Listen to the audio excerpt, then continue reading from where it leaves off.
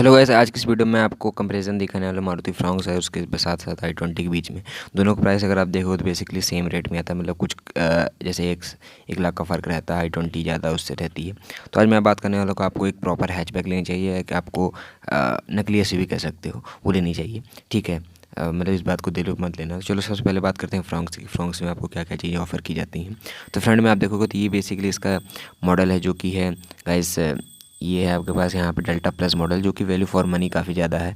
तो अगर यहाँ पे आप देखोगे तो यहाँ पे आपको एलईडी का सेटअप मिल जाएगा, उसी के साथ साथ यहाँ पे आपको इसमें डीआरएल भी मिल जाएगा और ग्रिल जो आप देखो क्रोम में आपको मिल जाएगी। इसकी बेसिकली लुक्स की बात करें तो लुक्स इसकी ठीक ठाक ही दिखती हैं एंड इसमें काफ़ी ज़्यादा मतलब बोल्ड लुक टाइप की फ़ील आती है। तो इस गाड़ी को काफ़ी पसंद किया जा रहा है इस अगर आप देखते हो इस टाइम पे तो, और इसका एक मॉडर्न लुक टाइप का दिखता है। तो इसके साथ साथ बात करते हैं ये जो हमारे पास है हुंडई की क्रेटा, सॉरी हुंडई की आई ट्वेंटी का अगर आप देखोगे तो ये है उसका स्पोर्ट्स मॉडल जो कि ठीक ठाक है, मतलब काफ़ी अच्छे नंबर्स पे सेल होता है। तो यहाँ पर अगर आप देखो तो यहाँ पर आपको फ्रंट में तो इसको हेलोजन ही मिलता है। जी हाँ गाइस, एलईडी तो एटलीस्ट देना चाहिए था, बट ठीक है कंपनी नहीं दे रही है, इसमें आपको हेलोजन का ही सेटअप दे रही है जो कि मेरे हिसाब से थ्रो इसका काफ़ी, मतलब आप देखोगे जहाँ आपको एलईडी प्रोजेक्टर मिल रहे हो वहाँ और आपको हेलोजन मिल रहा है वहाँ पे आपको पता है थ्रो किसका ही अच्छा होगा।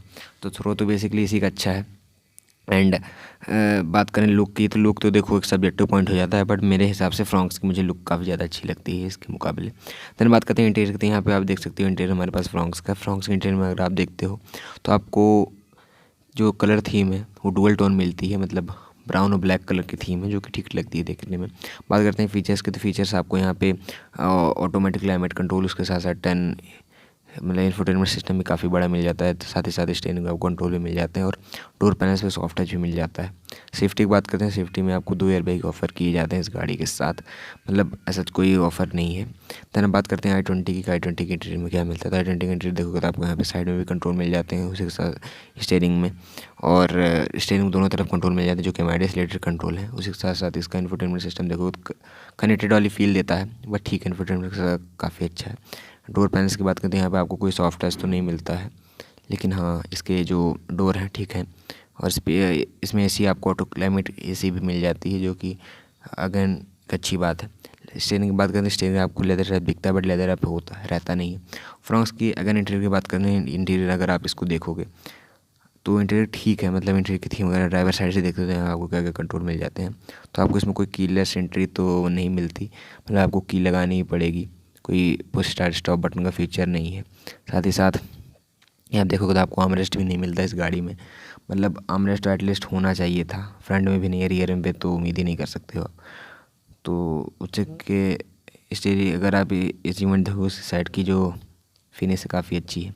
देन बात करते हैं इसके इंटीरियर की। तो इसमें तो आपको पुश स्टार्ट नहीं मिलता, बट हाँ इसमें एक एडवांटेज है कि आपको जो आर्मरेस्ट और फ्रंट में आपको यहाँ पे देख सकते हैं मिल जाता है, उसी के साथ साथ सामने आपको 2 का फोल्डर मिल जाते हैं एंड यूएसबी चार्जिंग सॉकेट तो उसमें मिल जाते हैं, इसमें मिल जाते हैं। बात करें उससे फीचर की 4 पावर विंडोज़ में आपको मिल जाती है, बट आपको कोई आरबीएम इलेक्ट्रिकली फोल्ड नहीं मिलता। बट अगर आप फ्रॉन्क्स लेते हो तो आपको उसमें इलेक्ट्रिकली फोल्डेबल मिल जाता है, साथ ही साथ एडजस्टेबल तो मिलता ही। इसमें आपको केवल एडजस्ट करने के लिए मिलता है, फोल्ड करने के लिए नहीं मिलता। बात करते हैं अब रियर की सीट की कि रियर सीट में क्या कंफर्ट है क्या नहीं है। तो रियर सीट अगर आप इसके फ्रॉन्क्स की देखते हैं तो फ्रॉन्क्स की रियर सीट ठीक ठाक दिखती है, मतलब सॉफ्ट टच आपको डोर्स में मिल जाते हैं। साथ ही साथ यहाँ पे जो इसकी बेसिकली आप देखोगे कलर थीम है वो अगर मैंने बताई ब्लैक एंड ब्राउन, तो वो आपको रियर तक भी मिलती है जो कि अच्छी बात है। रियर में कोई अचीवमेंट नहीं मिलता। बात करते हैं i20 के। i20 का अगर आप देखो तो ब्लैक एंड वाइट का कलर कॉम्बिनेशन रखा गया, इसमें आपको रियर में एसी वेंट मिल जाती है, साथ ही साथ ये यूएसबी चार्जिंग सॉकेट मिल जाती है और आपको इसमें एडजस्टेबल हेडरेस्ट भी मिल जाते हैं, बट कोई भी सेंटर आर्मरेस्ट नहीं मिलता। सेंटर आर्मरेस्ट तो उसमें भी नहीं मिलता, जो कि ठीक है यार, अब क्या कर सकते हैं, प्राइस ब्रैकेट के हिसाब से गाड़ियों में इतनी चीज़ें ही मिलना मुश्किल रहती हैं। अब बात करते हैं बेसिकली रियर लुक की। रियर लुक में आपको क्या क्या चीज़ें ऑफर की जाती हैं। तो रियर लुक में आप देखोगे तो यहाँ पे जो इसका कनेक्टेड लैंप मिलता है, बट इसमें कोई आपको कनेक्टेड वाला फील नहीं मिलता। साथ ही में आपको यहाँ पे रियर डिफॉगर मिल जाता है, वाइपर नहीं मिलता। बैक कैमरा मिल जाता है। अलॉय व्हील का आप देखोगे, अलॉय व्हील की डिज़ाइन काफ़ी अच्छी है, जो कि देखने में काफ़ी अच्छी लगती है। बात करें सेफ्टी की, तो सेफ्टी में आपको इसमें 6 एयर बैग मिल जाते हैं।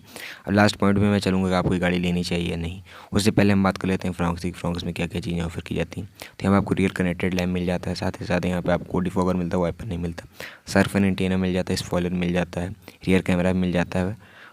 पार्किंग सेंसर्स भी आपको यहाँ पे ऑफ़र किए जाते हैं, जो कि i20 में भी किए जाएंगे पार्किंग सेंसर। तो ये कुछ इसकी इस टाइप की लुक है। बाकी अलॉय व्हील भी इसमें डिज़ाइन काफ़ी अच्छा है, मतलब नो डाउट अच्छा लगता है देखने में।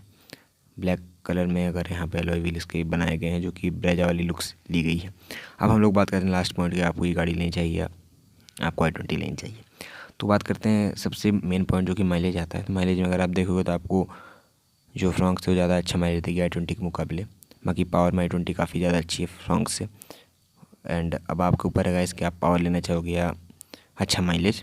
बाकी रीसेल वैल्यू की बात करें, रीसेल वैल्यू आपको दोनों गाड़ी अच्छा प्रोवाइड करती हैं, ठीक ठाक, मतलब रीसेल वैल्यू दोनों गाड़ियों की मिल जाती है। तो आप कमेंट करके बताना कि आपको कौन सी गाड़ी पसंद है, i20 या फ्रॉन्क्स। कमेंट में अपने ऑप्शंस बताओ। एंड अगर आपको और किसी गाड़ी कंपेरिजन देखना है तो कमेंट में बताओ, मैं उसका ज़रूर वीडियो बनाऊँगा।